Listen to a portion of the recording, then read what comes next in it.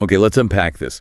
We've got a truly fascinating deep dive ahead. Sounds great. Today, we're plunging into the very latest insights from the community's massive GTA 6 mapping project. Yeah, this project is, well, it's an incredible undertaking, isn't it? It really is. You've got this huge group of, really dedicated fans, and they're collectively just sifting through every single scrap of visual info they can find. Everything right. The leaks, And the trailer. exactly. The 2022 leaks, all the screenshots, footage from Trailer 1, and now, crucially, everything from Trailer 2. And the goal is just to piece together the game world.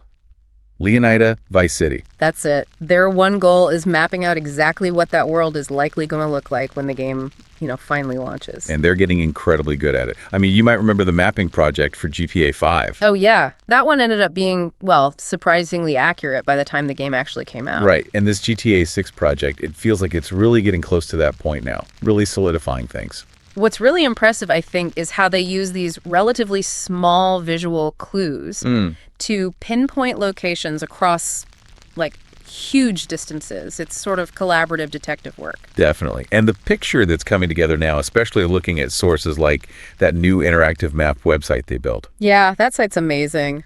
It points towards a world that's, roughly 2 times the size of GTA 5's map? That's the estimate. Specifically, it looks wider and quite a bit taller as well. 2 times bigger. I mean, that scale alone is just mind-boggling. Yes. So, okay, our mission for this deep dive is to walk you through the most significant changes, the big insights from this latest mapping update. Really dig into what the mappers have figured out now. Let's do it. So, let's jump right in. One of the areas that's seen some really dramatic progress in this update. Yeah.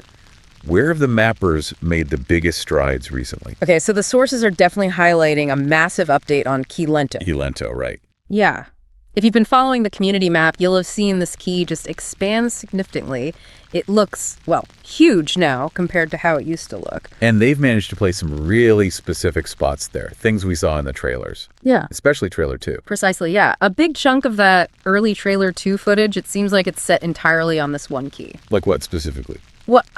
Jason's suspected house is there, the store where he grabs the beer, Okay. the bar where Jason, Lucia, and Cal are hanging out. All these points, they've been mapped out and they seem geographically consistent, within Key Lento itself. They've even managed to place Brian's boat shed nearby. Okay, this is fascinating. Because it sounds like Rockstar isn't doing a strict, one-to-one copy of the real Florida Keys, number-wise. That seems to be a key takeaway, yeah. The sources suggest Rockstar is sort of consolidating landmarks and elements from various real-life keys. Oh, okay. And placing many of them onto maybe just a few very large in-game keys, and Key Lento seems to be the prime example of that. So like the Rusty Anchor bar, that's a real place, right? It is, yeah, further down the actual keys, but its equivalent seems to be placed right here on Key Lento in the game. Interesting. So it's more about capturing the feel. Exactly. It suggests a design choice prioritizing, iconic visuals and maybe gameplay density over strict geographical accuracy for the whole island chain. Makes sense. But even with that creative freedom, the mappers have somehow managed to map out pretty much every single road on Key Lento. The detail is incredible. That's amazing. So getting the feel of the keys without maybe those long, empty stretches you might get in real life? Potentially, yeah. Okay. Shifting focus a bit north then. What's the latest on Vice City International Airport? VCI. It looks enormous on the map. Ah, yes, the airport. What's striking in this new update is the perception of its size. Right. Now, the sources do emphasize a good chunk of its layout is still, speculation. You'll see it marked in red on the community map. But that's speculation. It's pretty well grounded in visual evidence. You can actually see the airport's terminals and buildings from multiple distant points on the map. Like from where? From the Leonida Keys, for one. And significantly from a screenshot taken way over in Ambrosia. And seeing it from those different angles, that helps the mappers figure out its perspective and placement, which then emphasizes the scale. Exactly that, yeah. When you can see something this clearly from points that are so far apart, it just naturally appears very large on the map grid. So is it actually, crazy huge compared to Los Santos International and GTA 5? Well, Our source suggests maybe not as dramatically big as it first looks. Think about LSIA in GTA 5. That airport was massive too, right? Right. But its location, way down at the bottom edge of the map. Right, it tucked away. Yeah, it meant you often didn't get that sense of its overwhelming scale unless you were right there. VCI, though, being positioned closer to the geographical center of the main island, it naturally just looms larger in the perceived layout. It's a central landmark you can see from more places. So it's not just runway length, it's the strategic placement making it feel huge. Precisely. And, the source kind of suggests that a large central airport might make sense if that specific bit of the map isn't meant to be super packed with other points of interest right nearby. It acts as a visual anchor. Gotcha. And VCI isn't the only place we'll be catching flights, it sounds like. Definitely not. The map suggests we'll have more airfields than we did in GTA 5. Oh, interesting. We know about Vice City International, obviously. Then there's the Port Gellhorn Airport. That's over on the western side of the map. Okay. And there's pretty strong speculation based on leaks and trailer bits about an airbase down in the Keys area somewhere. Sort of like Key West in real life. Right. Though its exact location, that's still being debated a bit. Still, having multiple airports, Yeah. that could open up some cool possibilities. Travel, missions. Yeah, or just exploring different corners of the map more easily. Absolutely. Okay, let's talk Vice City itself. The main city areas. They haven't seen quite as many dramatic updates in this latest pass, have they? Compared to Key Lento. That's generally true, yeah. And it's mostly because Trailer 1 and those initial leaks already gave the mappers a really solid foundation for Vice City proper. So areas like Vice Beach? Vice Beach, the Venetian Islands and the causeway connecting them, the port area, the Stockyard District, they're already pretty well mapped out.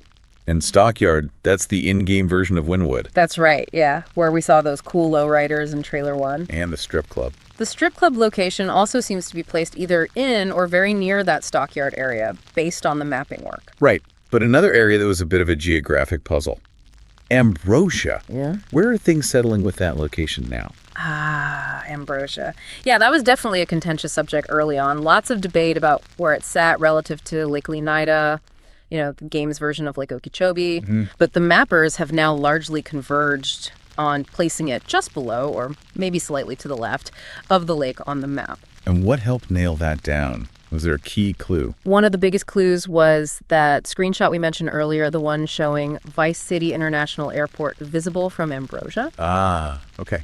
Triangulation. Basically, yeah. Being able to triangulate the airport's position from two different, very far apart points, Ambrosia on one side, the Keys on the other, that's how they get perspective and calculate the relative distances. Clever. It was like using landmarks to build a grid. Exactly. And within Ambrosia itself, they've identified and mapped landmarks that mirror real-life places near Lake Okeechobee.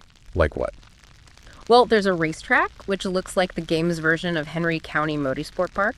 And there's a big sugar refinery, probably based on the Clewiston sugar refinery. And their placement matches reality somewhat. What's notable is, the relative placement of these real locations to Lake Okeechobee is quite similar to where the mappers are putting their in-game counterparts relative to Lake Leonida.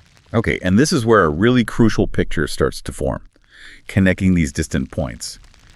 It sounds like Vice City, Ambrosia, and Port Gellhorn are all looking like they'll be quite close together geographically. This is maybe the most significant insight coming out of this recent update and just the mapping progress overall. Yeah. And the sources really suggest this directly addresses what many saw as a big issue in GTA 5's map. The dead space. The dead space, exactly.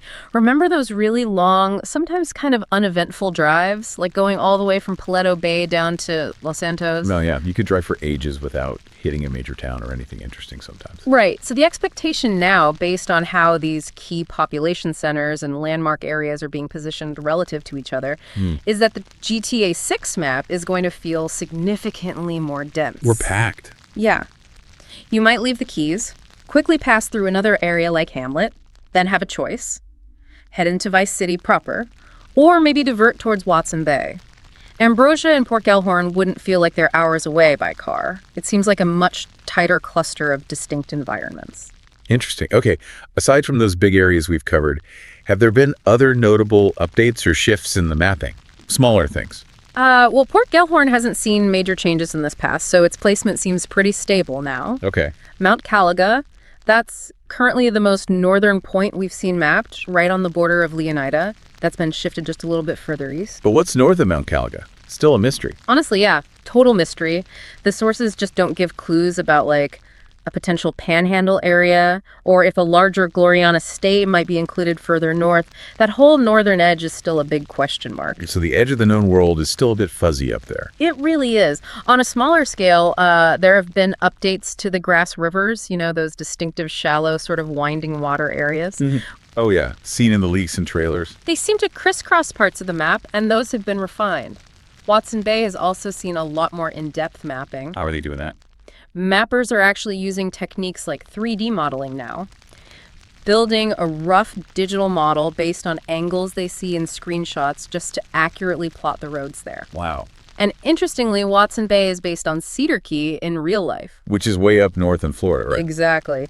But Rockstar's pulled it way down into the Everglades area in the game. Again, showing that creative approach to geography, mixing things up. Right. Prioritizing feel over exact location again. Yeah. And Hamlet, you mentioned Hamlet earlier. That also fits into this density theme. Absolutely. Hamlet looks like it adds another layer of density between areas. Those prominent smokestacks in Hamlet, they actually got moved further south in this update. Oh, why? Because mappers realized they were visible from a screenshot taken in Watson Bay. Ah, cross visibility again.